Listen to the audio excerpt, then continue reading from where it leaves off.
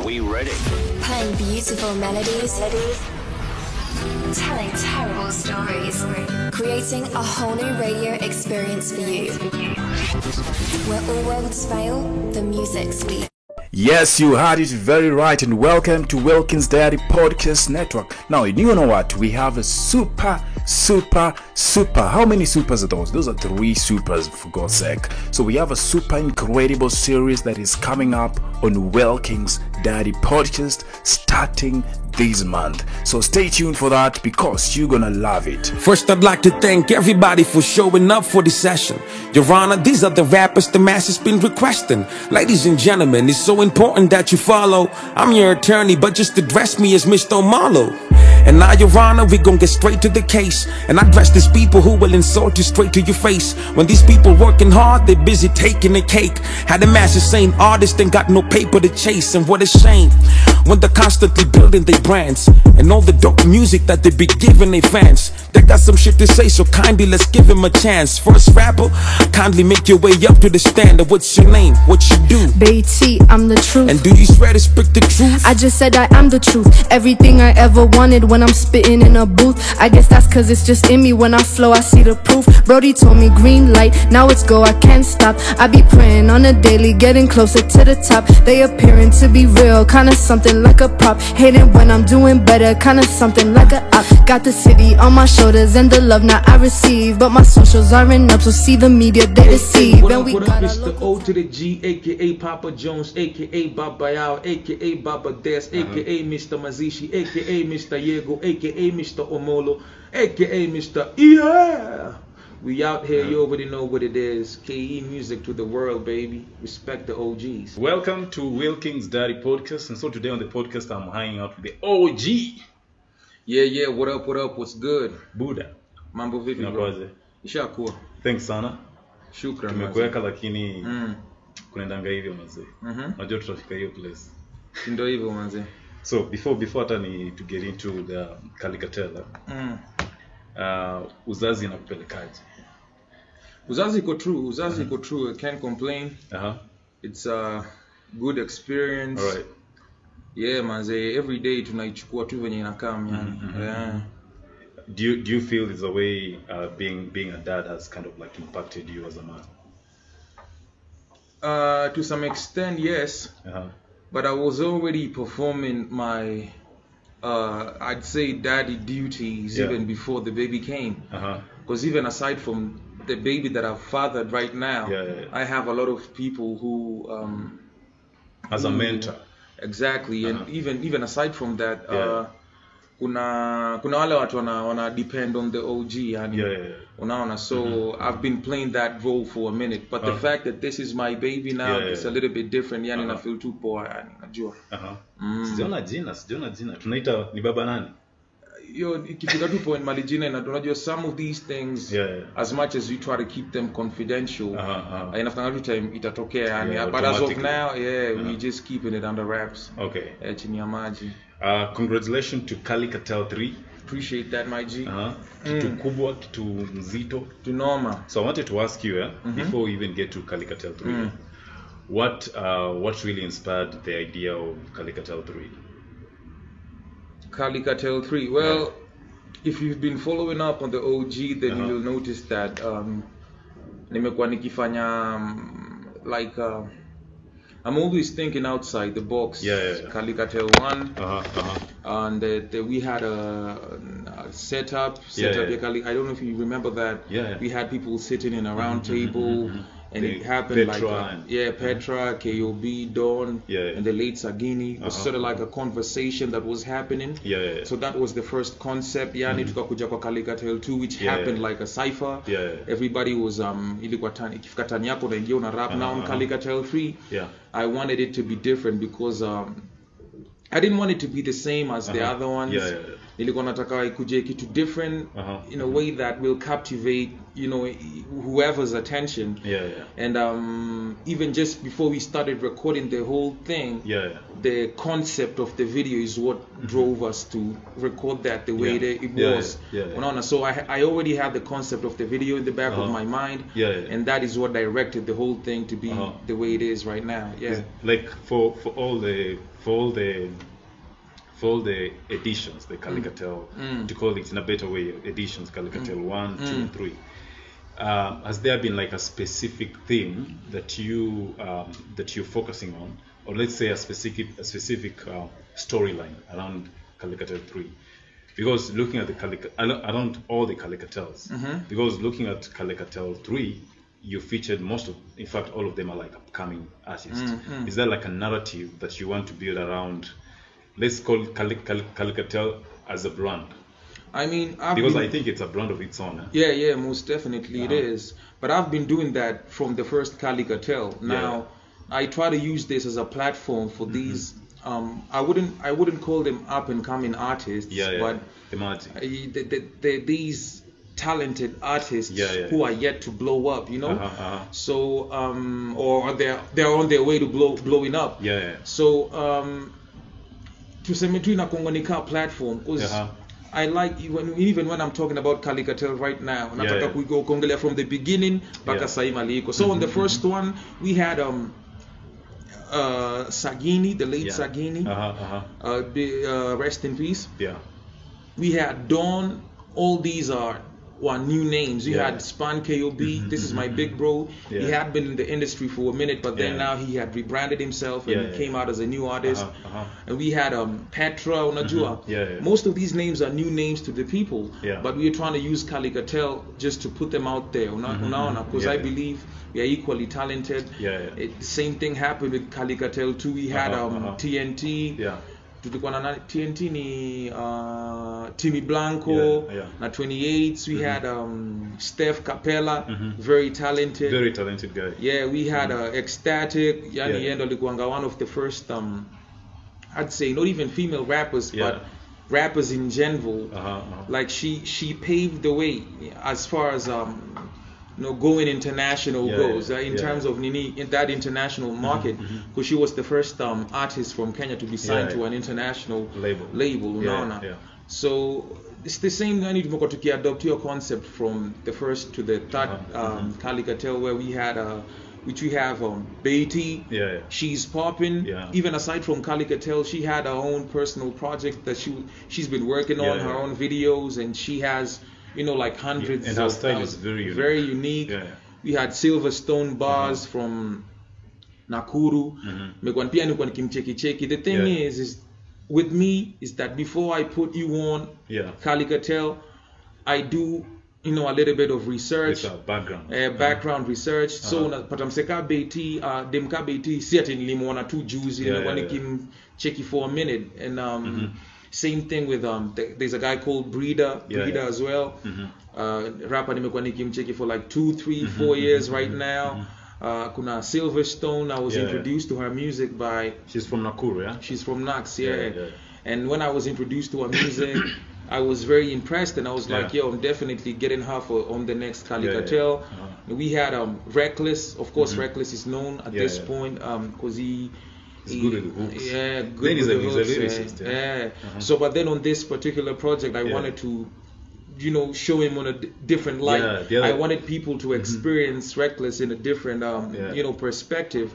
Not only as a team Sanitoa Kuimba, because I've heard his music before. I know him from way back, and I know his lyrical capabilities, and hence him being part of the whole Calicatel 3 project. Chihuahua, of course, that's a legend. That's an OG. And we had to get him on that because I believe he had a very big role to play, and he did play that role. Exactly. So there's something that still in the same. There's something that people have been asking on Twitter, like especially emerging artists. Like, what is your what is your criteria in terms of getting people to be featured in Calicatel? Because definitely we're gonna have like Calicatel 4, 5, 6, 7. the criteria that I used to pick rappers for Kaligatel. Man, it's your work ethic. Yeah. How much are you pushing yourself with your music? And because at the end of the day, how hungry are you to make it? Unajua? And there's a lot of kujituma. There's a lot of rappers that I'm checking out right now. They probably don't even know about that. Unajua? Me already nishapangadi Kaligatel 6 na jifanya Kaligatel 6 itakuwa na tuko Kaligatel 3. Kuna sasa nimekuwa nikiona nasema jamaa in the next 2-3 years atakuwa amefika mahali. Amekuwa polish up, yani itakuwa true.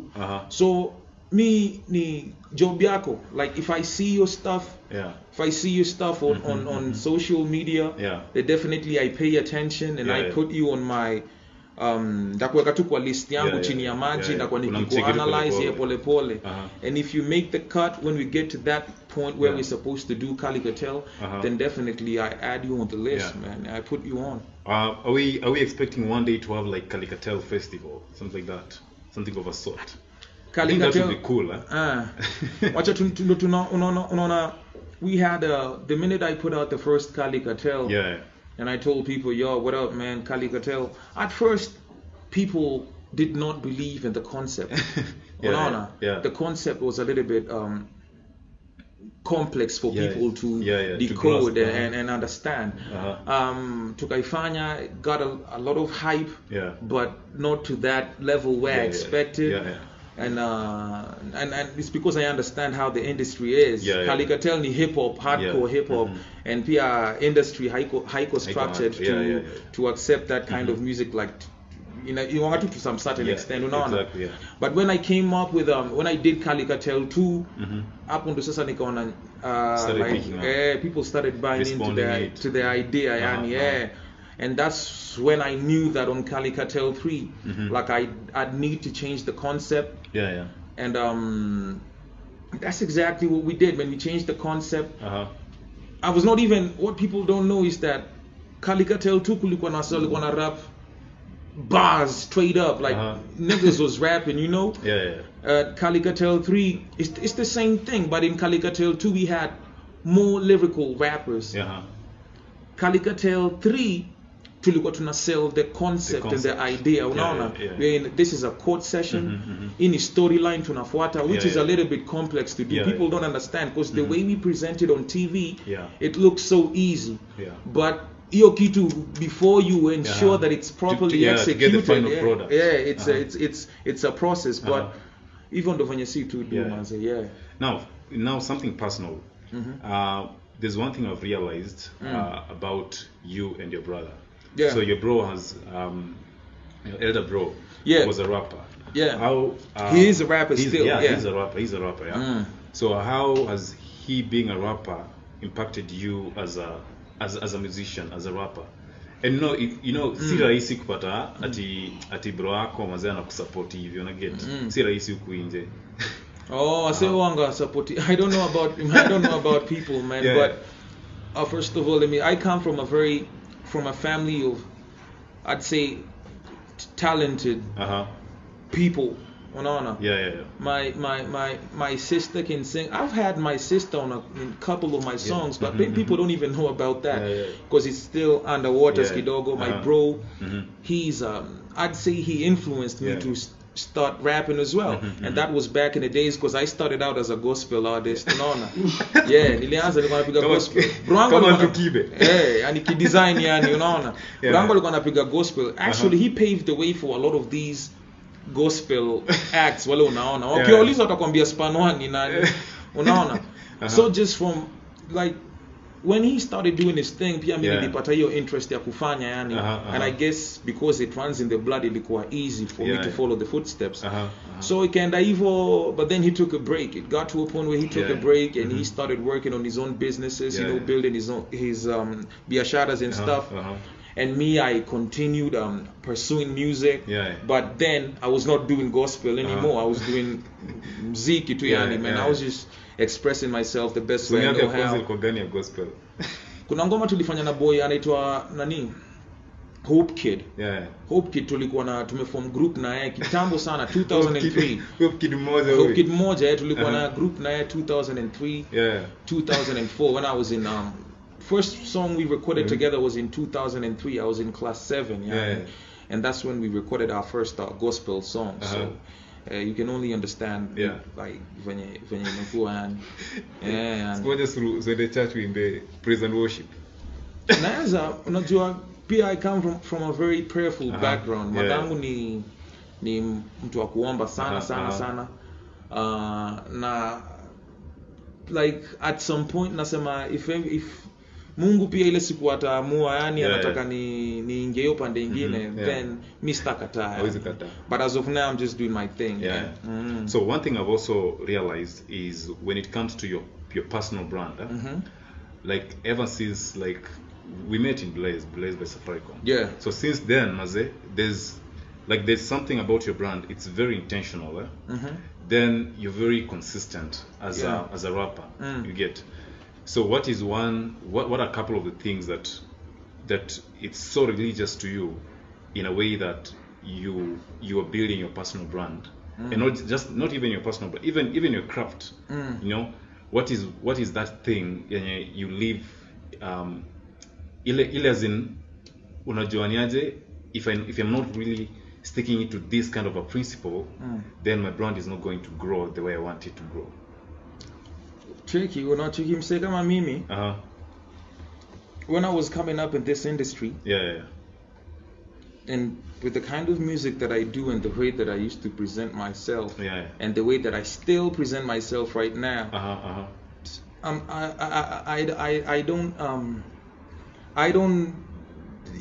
not cut for this industry. That's what they used to tell me, because my style is different. Nimekuja na a lot of Western influence. They'd say because of how I rap and how I do my thing.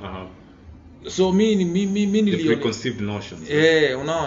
So just from the get-go there was that they had barricaded me from just basically penetrating and becoming successful in the industry. So from that mentality ilinifanya nikakuwa kichwa ngumu sana, unaona, because just like I said, hii industry kuanga watu kama Calligraph Jones. That's why Buddha, and even until today, if I got stuff, what is this? This is gonna go on radio, what? On YouTube and NKFM. Okay, good. So I wanted to curse, but it's all good. But anyway, no, it's okay. You can curse. Man, if I got some shit to say, then definitely I'm finna say that shit. You know, I had if I tell this to people, if there is a musician in Kenya who went through a lot of hardships when it comes to pushing music and penetrating into that mainstream market, hakuna msema mpitia kushinda Calligraph. Na kichwa ngumu kwa najua hii game haikuanga kitu ya tukake na Calligraph, lakini sababu tuliingia haikuwa rahisi yani. Hao wanataka lakini Georgia kwa hapa hivi I try to ensure that I perform my obligations, which is giving, ensuring that the fans are properly supplied with good music, and just maintaining the OG status, whichever way you want to say it, and that's what makes me different from the pack. What is one thing that you went through and you're like you didn't want any other emerging artist to go through, Naze? Ukianza. Bro, everything I went through was to the extreme. Like I was booed off stage. I've been booed off stage. I've been insulted. I've been hated on. I've been told a bunch of stuff, just stuff with the intention of bringing me down. But the way the amount of focus that I have, you know where you can bring a nigga down, man. So me watajua ni mazishi. So ile kitu nimepitia naambia ngwase mimi nilipitia ndo nyinyi msikaipitie. That's why you see all these we see these up and coming artists, they pop up and don't wengine wakicomplain wakisema what is music, bro, man, we didn't even have social media popping, bro. So me, I had to go through that so that you people have it easy. And when I say have it easy, it doesn't mean that it's going to be served on a silver plate. Yeah, you have to put in work, it. man. Exactly. Yeah. OG, manze. So, we want to play another final game, sasa, yeah? It's a random question game. One, do you have any crush on any international artists? No, I only have a remember, man. Unajua I was Alicia Keys, Beyonce. But probably back in high school. Before tupige hiyo game, before tukuzie swali. Kuna hii album ya Beyonce, yeah? Ya Lion King. Na so many East African artists wamekuwa complain mbona we don't have any East African artist featured in that album. What's your take on that? I have no take on that because I don't pay attention to such matters. What I believe in is hard work. At the end of the day, if you do your shit, then it's gonna save you. It's gonna put you where you're supposed to be. And the thing with the OGs that my nigga, you never see me complain until the other day when I was complaining about Kenyan music. Yeah, play KE music. But you never see me complain that you've been left out. Nigga, just put in work, man. Also akiona tunafaa kwa hapo watakujia manze. Exactly. So there's no shit like wameonea wa East African Buddha manze Joe. And another thing, these people don't owe you nothing. They don't owe you anything. So ukika hapo ukifika doesn't owe you anything. Nobody owes you shit. Nigga, go and get your stuff. Yani wewe just fanya bidii. Bidii yako ndio itakuuza. Ukiongoja timsea kuja kwa kuvalidate my nigga, uta dead ukingoja. Nilisikia wasanii fulani wakisema ati the reason why hakuna any East African artist kwa hiyo album because hatuja place mtu uko mbele wa kututetea. Kwani nani watu hao wengine wameplay sama nini yani that then everybody is entitled to an opinion. Unaona? But for me, I just think that if we put in work, we definitely get there. We'll get there, man. And for Nigerian, see, it was dominated by Nigerian acts, right? But look at the Nigerian music industry, man. It's big. It's big, and we they're cannot pushing it. Exactly. We cannot take that away from them. So, inaonyesha that it all comes down to the fans and sisi wote in general. Who are some of the hip hop artists that you wanna work with in future? Man, I don't know. Say to no any. Sometimes you have all these dreams and ambitions of working with these some of these international acts. And